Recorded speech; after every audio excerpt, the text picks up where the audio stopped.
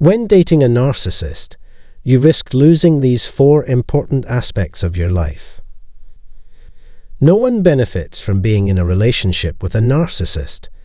The abuser moves on to wreak havoc on someone else's life, and the victims are left to deal with a host of problems, including post-traumatic stress disorder, PTSD. You will always be poorer on the other side, whether measured in monetary terms or in terms of your spiritual well-being, physical health, social standing, or mental health. Why do people have trouble moving on from a breakup with a narcissist? Why does it have to hurt if it's meant to? Why can't I shake this feeling of hopelessness? You may wonder. In short, you lost a lot of ground both during and after the relationship with narcissists, which is the only plausible explanation for your pain. More importantly, you have a long way to go in the next several months to make up for this setback. To do this properly, time is needed. Okay, but what do I mean when I say loss? In today's episode, we'll talk about the 4 biggest things you ultimately give up when you're with a narcissist. I want to know what you thought you lost the most throughout the narcissistic relationship before we even get started. If you have survived something terrible, please tell your story in the comments so that other survivors can know they're not alone.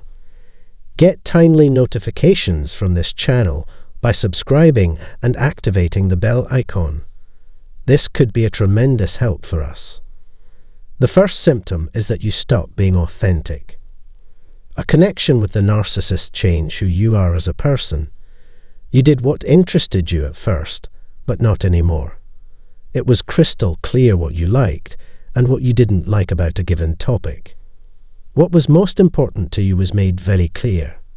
You were a driven, goal-oriented individual who seemed to have everything under control.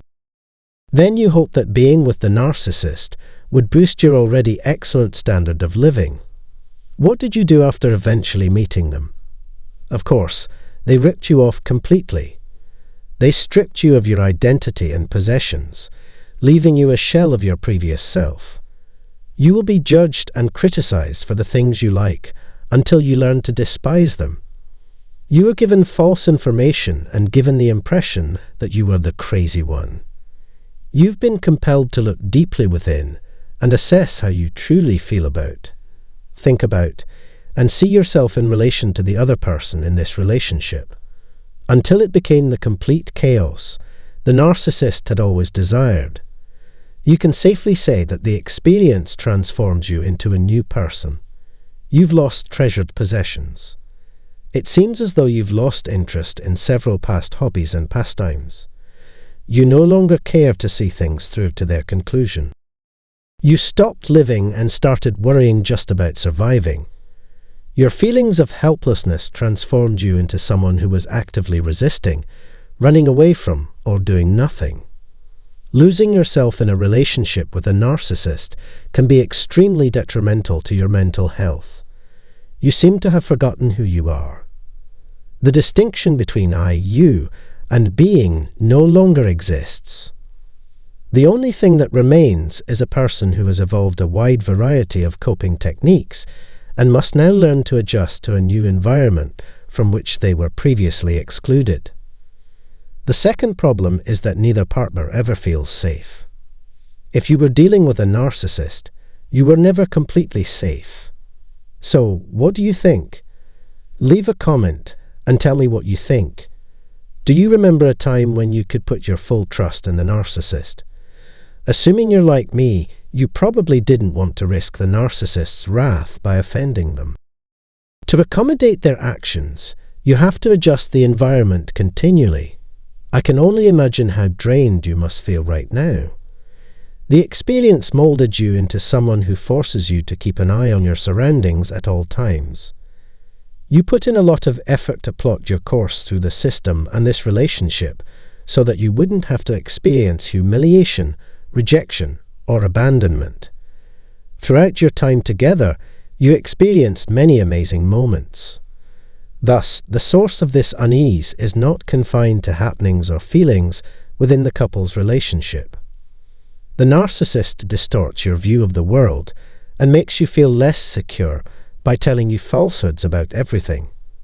Consider that they seem to be one person, yet in reality, they are someone else entirely. You were undoubtedly taken aback by that, and you may have begun to have doubts about the world and its inherent stability and kindness as a result. Confidence in yourself and other people is completely gone. A general air of narcissism might be felt. Constantly fretting about your safety causes you to be on the lookout for threats at all times, which keeps you busy and attentive. Even if you've cut ties with the narcissist, your anxiety won't go away. You seem to be perpetually bothered with nervousness and stress. In what direction do we proceed from here? What exactly are this person's plans for the future? You make assumptions about what they may do. Because of your history of betrayal, you are wary of committing to new people. Yet again, this poses a significant risk to personal safety. We need a safe place where we can focus on our needs, grow as people, and improve ourselves without interference. A feeling of safety, however, is absent.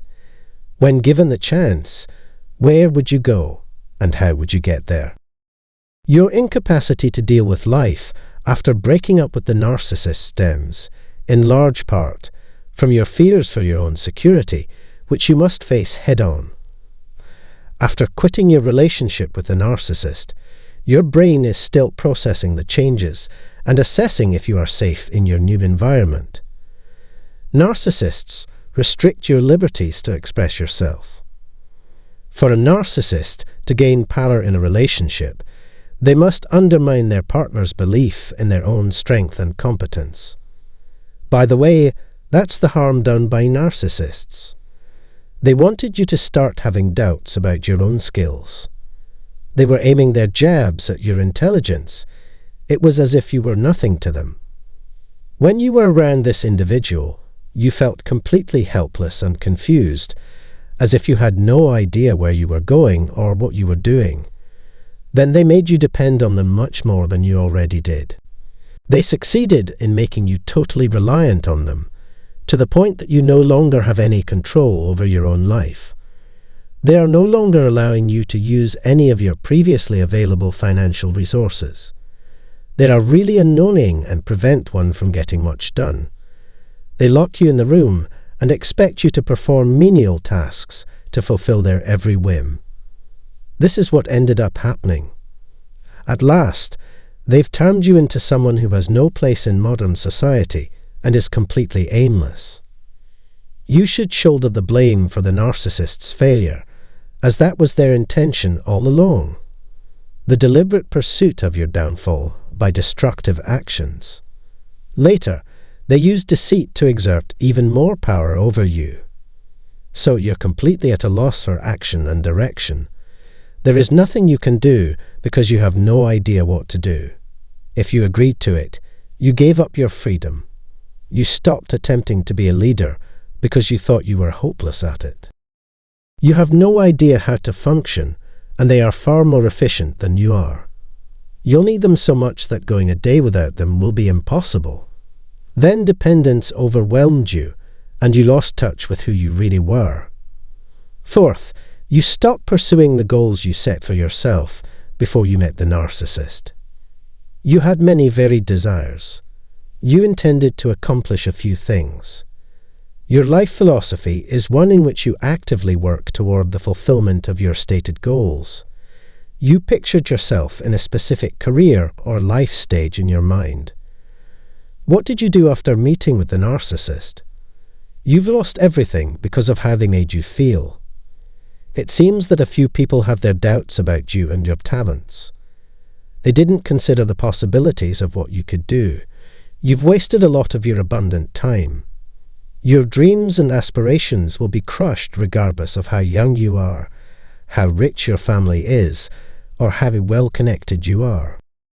If you sit around and do nothing, you will miss out on a lot of possibilities. If you don't make the most of your time here, you won't have much time to make up for it after you go.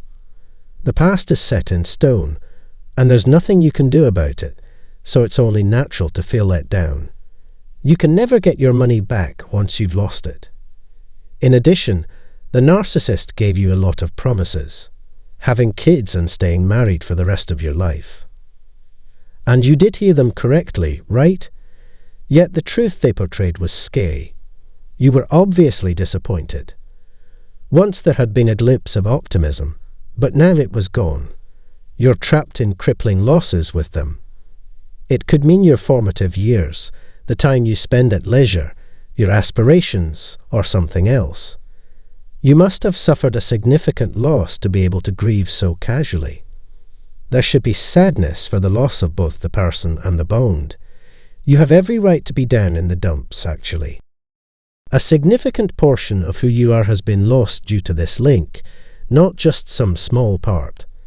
It's understandable that you feel low and unhappy for a while and have trouble getting over it.